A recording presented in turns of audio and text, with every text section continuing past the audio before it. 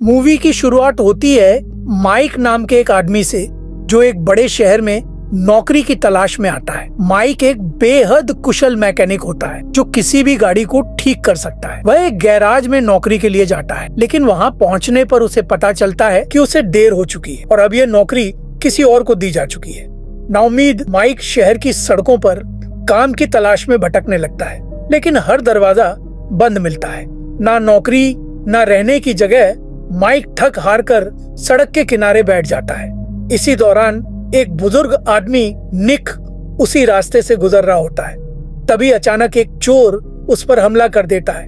दोनों के बीच हाथापाई होने लगती है और माइक जो वहीं पास में बैठा होता है ये सब देखकर तुरंत दौड़ता है और चोर से भिड़कर उसे भगा देता है। थोड़ी ही देर में पुलिस पहुंच जाती है और निक पुलिस को अपना बयान देता है। उसी समय उसकी पत्नी जेनी भी वहां आ जाती है। निक की उम्र भले ही ज्यादा हो, लेकिन उसकी बीवी जेनी जवान और बेहद खूबसूरत होती है। निक जेनी को माइक से मिलवाता है और बताता है कि माइक ने उसकी जान बचाई है। शुक्रिया कहने के बाद जब माइक जाने लगता है तो निक उसे आज रात डिनर पर इनवाइट कर देता है। माइक भी हामी भर देता है। रात को डिनर के बाद माइक निक से कहता है कि वो एक मैकेनिक है और शहर में नौकरी की तलाश में आया था, लेकिन अब तक उसे कोई काम नहीं मिला। ये सुनकर निक उसे बताता है कि उसका भी एक गैराज है और उसे एक अच्छे मैकेनिक की जरूरत है। अगर माइक चाहे तो वो वहीं काम कर सकता है। माइक को ये ऑफर मंजूर होता है। अगले दिन निक उसे अपने गैराज ले जाता है और काम समझाने लगता है। वह माइक को एक कार दिखाता है और बताता है कि ये कार वह अपनी बीवी जेनी के लिए बना रहा है, लेकिन इसमें एक समस्या है, कार्बोरेटर नहीं मिल रहा। माइक पूरी लगन से काम में जुट जाता है। वह गैराज के सारे काम करने लगता है और उसी दौरान जेनी अक्सर उसे छुपकर देखती रहती है। माइक भी ये बात नोटिस करता है और उसे समझ आ जाता है कि जेनी उसकी ओर आकर्षित हो चुकी है। धीरे धीरे माइक भी उसे देखने लगा था। कई दिनों तक ये सिलसिला यूं ही चलता रहता है। फिर एक दिन जेनी खुद माइक के पास आती है और उसे चेतावनी देती है कि वो उसे ऐसे न देखा करे, नहीं तो वह उसे नौकरी से निकाल देगी। माइक को फर्क नहीं पड़ता, वह उल्टा पूछ बैठता है, तुमने इस बूढ़े आदमी से शादी क्यों की? जेनी जवाब देती है, हम एक दूसरे से बहुत प्यार करते हैं इसलिए शादी की। फिर वह माइक को चेतावनी देते हुए कहती है कि अगर वह उसे गलत नजरों से देखेगा तो ये उसके लिए ठीक नहीं होगा। इसके बावजूद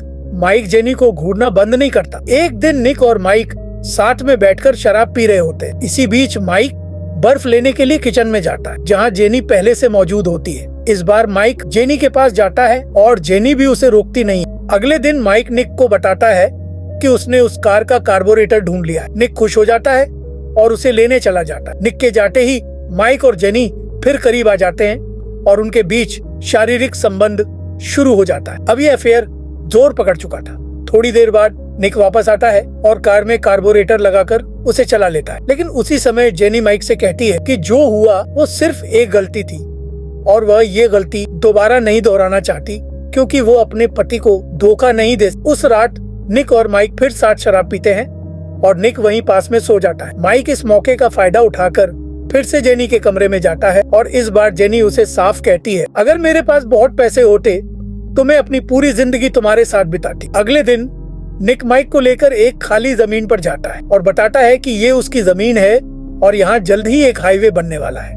निक का सपना है यहाँ मोटर रेसिंग स्टेडियम बना, जिससे उसे बहुत पैसा मिलेगा। माइक ये सब बातें जाकर जेनी को बताता। जेनी कहती है, अगर हमें साथ रहना है तो हमें निक को रास्ते से हटाना होगा। माइक ये सुनकर हक्का बक्का रह जाता है। उसे यकीन नहीं होता कि जेनी निक को मारने की बात कर रही है। अगले दिन निक जेनी को मोटर रेसिंग स्टेडियम का मैप दिखाता है। जेनी मुस्कुराते हुए उसे गले लगा लेती है। जब माइक ये सब देखता है तो उसे बहुत गुस्सा आता है। रात होते ही माइक जेनी के पास जाता है। जेनी कहती है, हमारे बीच जो कुछ भी हो रहा है वो तब तक नहीं रुक सकता जब तक निक जिंदा है। अब माइक समझ चुका, अगर उसे जेनी चाहिए तो उसे निक को हटाना ही होगा।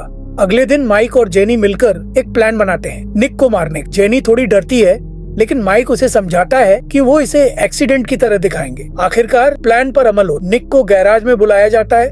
जब वह गाड़ी के नीचे होता है, जेनी लीवर खींच देती है और पूरी कार उसके ऊपर गिर जाती है। निक की मौत हो जाती है। इसके बाद माइक जेनी से कहता है कि वह सुपरमार्केट चली जाए और सब कुछ वह संभाल लेगा। जेनी के सैंडल में खून लग चुका था, इसलिए वह उसे रास्ते में फेंक देती है। सुपरमार्केट से सामान लेकर निकलते ही उसे पुलिस का कॉल आता है। वह भागते हुए वापस घर आती है। पुलिस उसे बताती है कि निक की मौत एक्सीडेंट में हुई है। जेनी एक्टिंग करती है, रोती है ताकि पुलिस को उस पर शक न हो। उधर पुलिस इंस्पेक्टर अपने साथी से बात कर रहा होता है और कहता है कि उसे माइक और जेनी पर शक है, लेकिन उनके पास कोई सबूत नहीं है। कुछ दिन बाद माइक और जेनी मिलकर उस सैंडल को ढूंढ निकालते और उसे जला देते।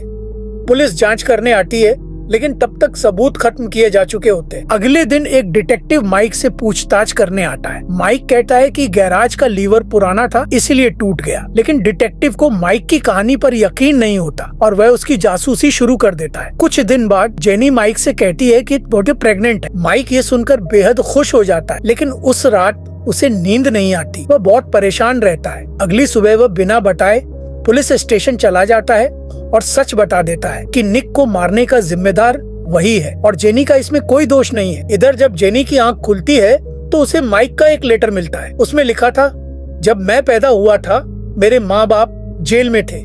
मैं नहीं चाहता कि मेरा बच्चा भी जेल में पैदा हो, इसलिए मैंने खुद को पुलिस के हवाले कर दिया है। इसके बाद कहानी कई साल आगे बढ़ती है। निक ड्रीम मोटर स्टेडियम बनकर तैयार हो जाता है और उसे जेनी संभाल रही होती है। बिजनेस में उसे खूब फायदा मिल रहा होता है। दूसरी ओर माइक जेल में होता है और जेनी उसे अपने बच्चे की तस्वीरें भेजती रहती है, जिन्हें देखकर माइक खुश हो जाता है। लेकिन कहानी यहीं खत्म नहीं होती। एक दिन हमें पता चलता है जेनी कभी प्रेग्नेंट थी ही नहीं। जिस बच्चे की तस्वीरें वो माइक को भेजती थी वो उसके असिस्टेंट का बच्चा होता है और वहीं एक लड़का भी नजर आता जो कहानी की शुरुआत में निक पर हमला करता है। दरअसल वो लड़का जेनी का असली आशिक होता है। शुरू से ही पूरा प्लान, धोखा, निक की मौत और माइक को फंसाना, सब कुछ जेनी का खेल था और इसी के साथ मूवी खत्म हो जाती है।